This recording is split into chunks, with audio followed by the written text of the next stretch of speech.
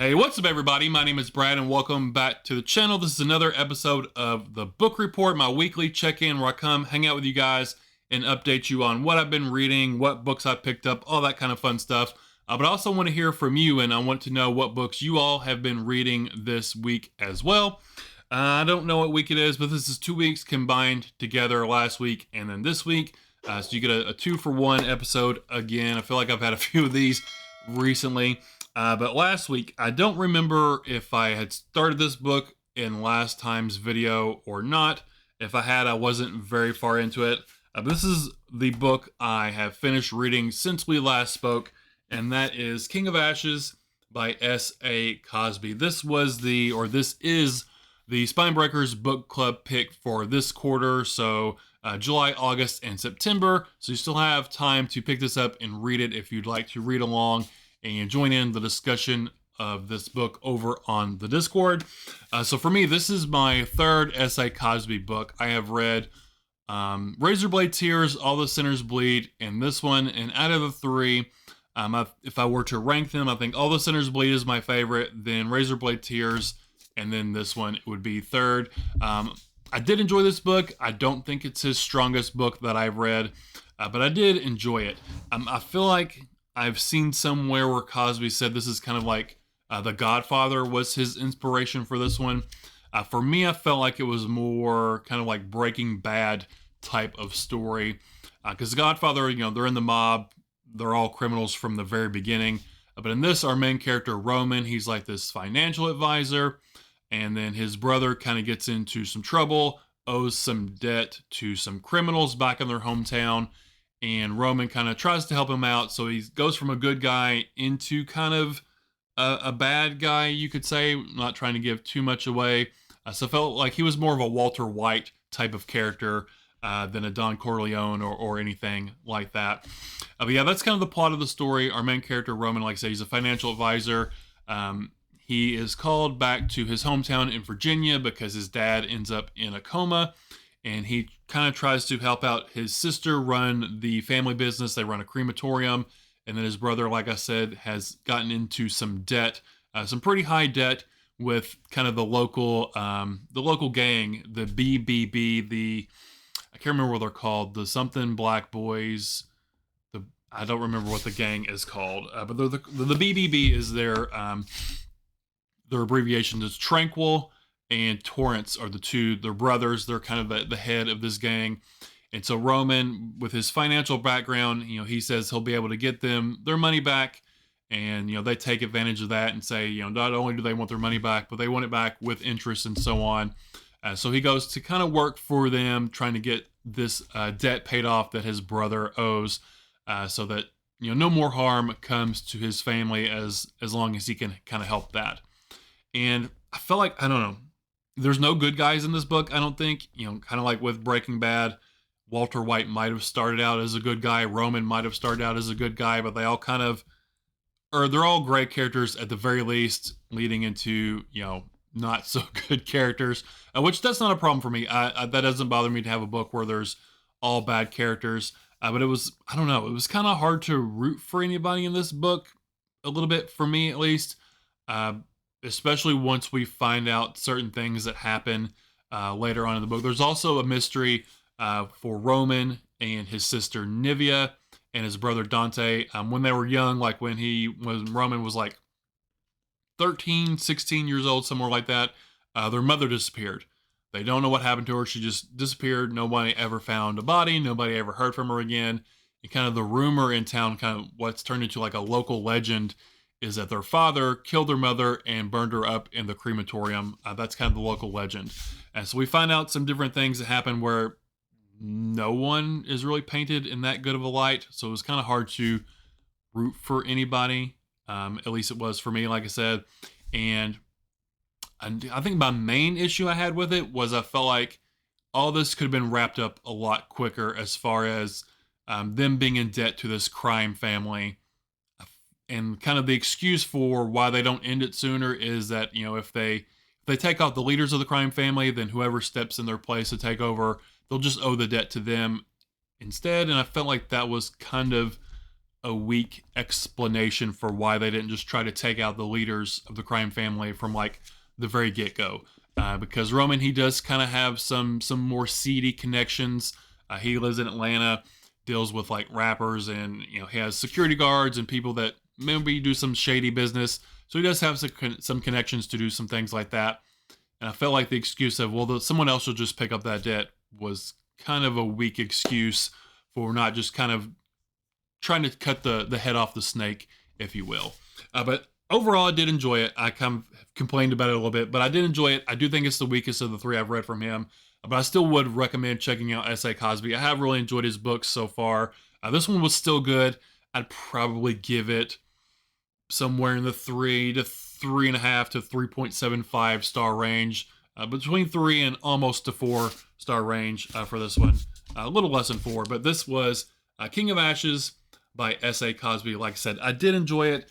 Just happens to not be my favorite of the ones I've read from him. But he's still a really good, fun author. Definitely check out his books if you haven't already. I still want to read Blacktop Wasteland is one I own from him that I really want to read. I feel like I'm going to really like that one a lot once I get to it eventually.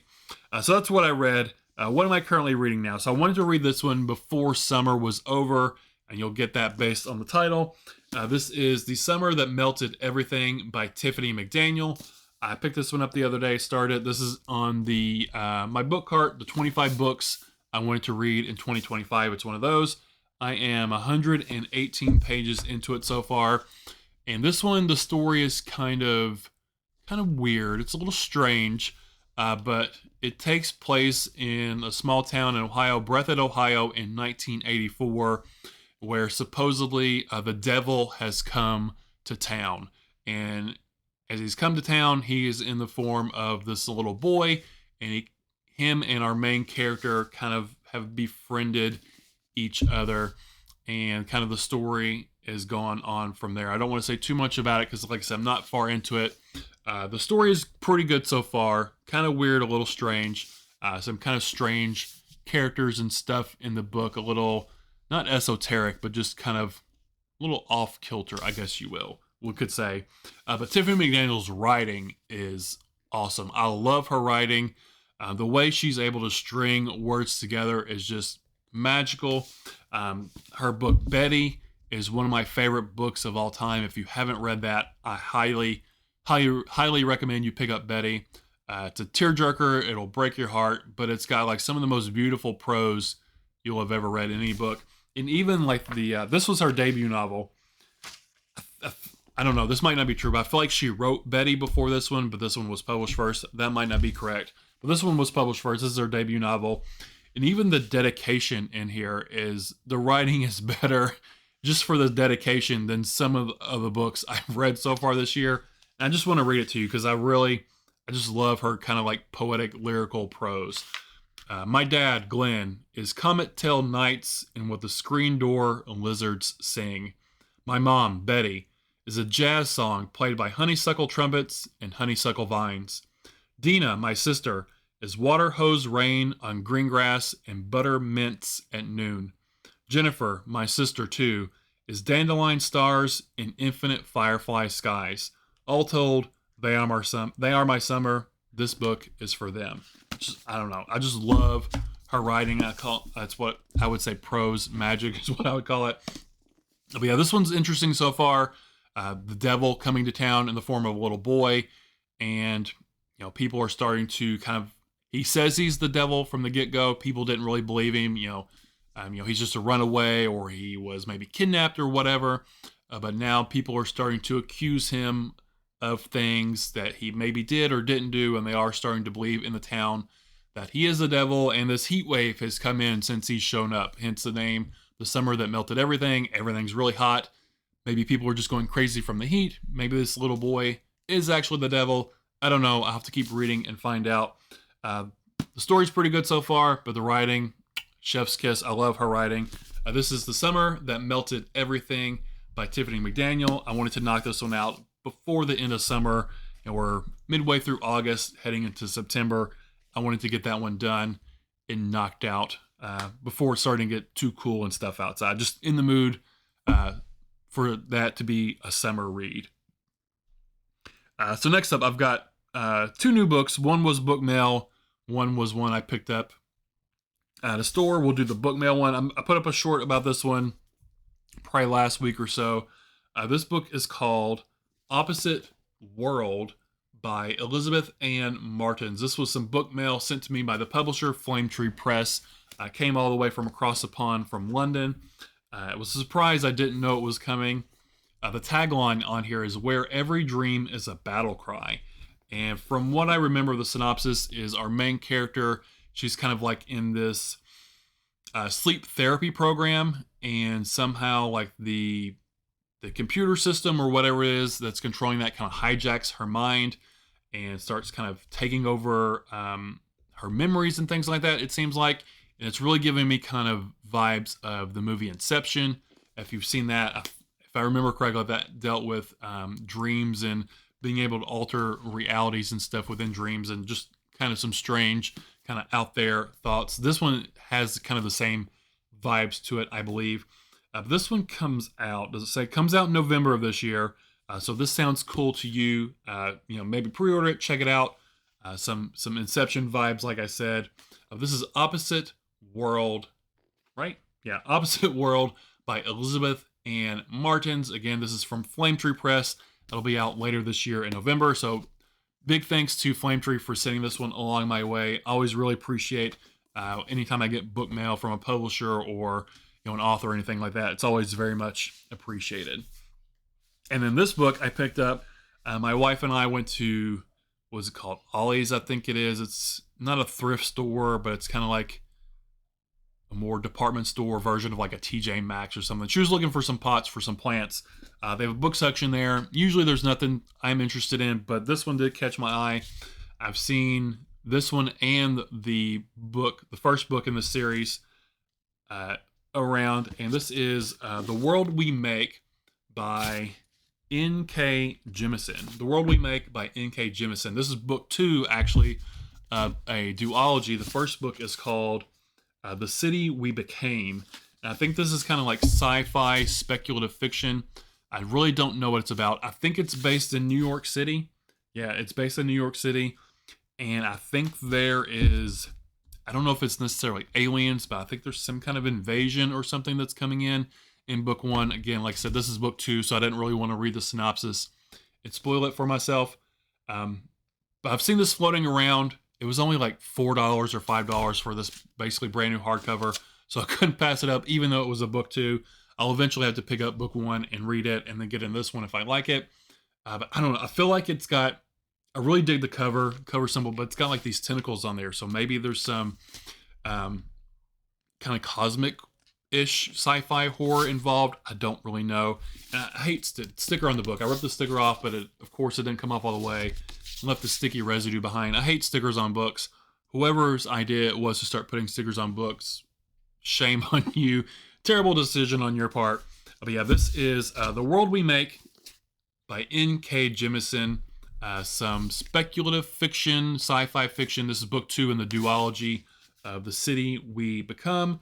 I've heard this is pretty good. At least book 1 was. I don't know. I'll have to check it out and find out. If you've read book 1 or this one, let me know what you thought about them. Is it speculative fiction? Is it sci-fi? Is there cosmic stuff involved?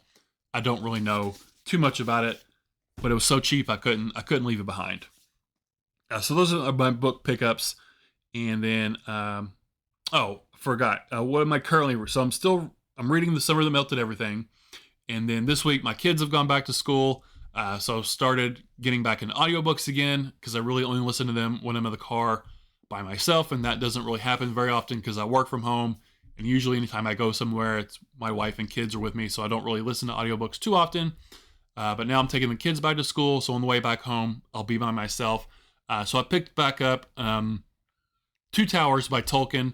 I had stopped, kind of put that aside at the beginning of summer.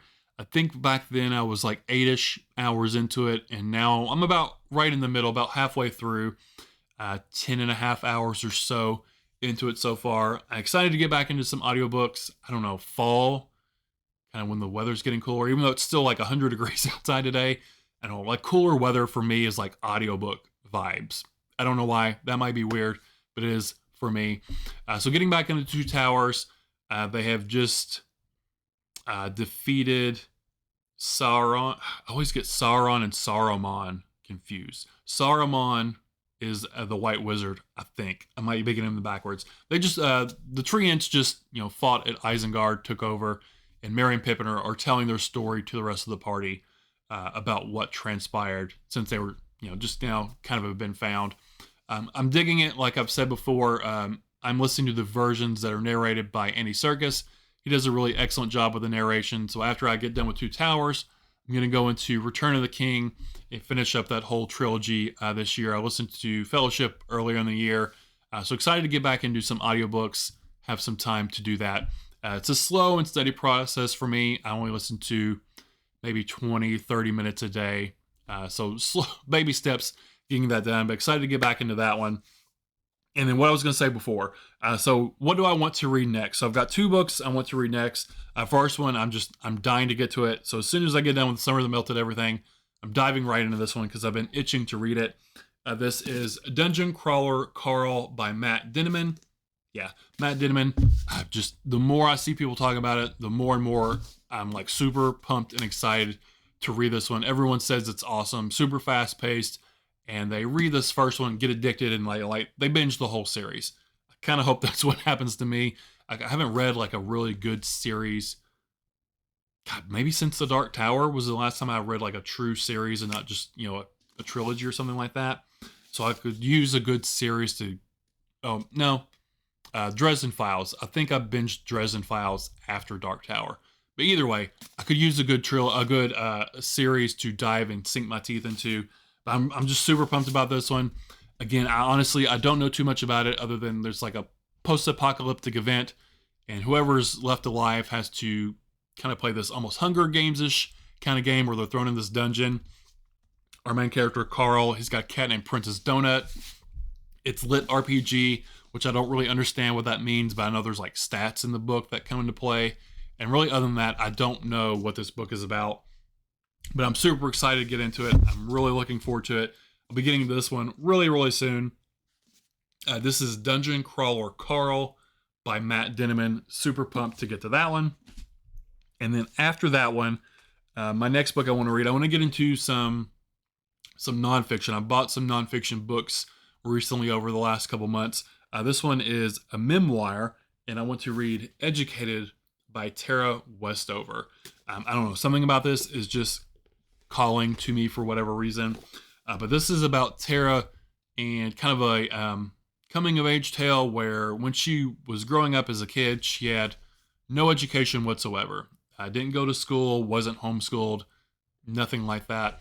And then as either a teenager, like 18 or so, or a young adult, she starts getting some education, ends up getting her like PhD and all that kind of stuff. So it's kind of like this coming of age, eye-opening experience where she went from having no education and kind of, I would say that's a very kind of life-constricting worldview, not having any sort of broader education, to getting that broader education and just kind of expanding her mind and horizons and everything like that, and what that would kind of do to you, kind of like psychologically, kind of a huge drastic, difference from one on spectrum from one end to no education to going to schools and getting your PhD and all that kind of stuff, and what a just drastic, eye-opening experience I think that would be. So this one sounds really cool. I've heard really, really good things about it. So I think this will be the first memoir I will have ever read. I don't think I've read a memoir before.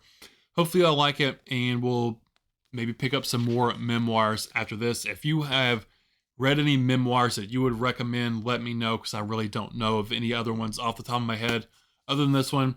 But excited for this one. This is Educated by Tara Westover, beginning that one after Dungeon Crawler Carl. Other than that, I think that's all I've got for you guys this week and today. So appreciate you hanging out, spending your time with me. Again, let me know what you've been reading.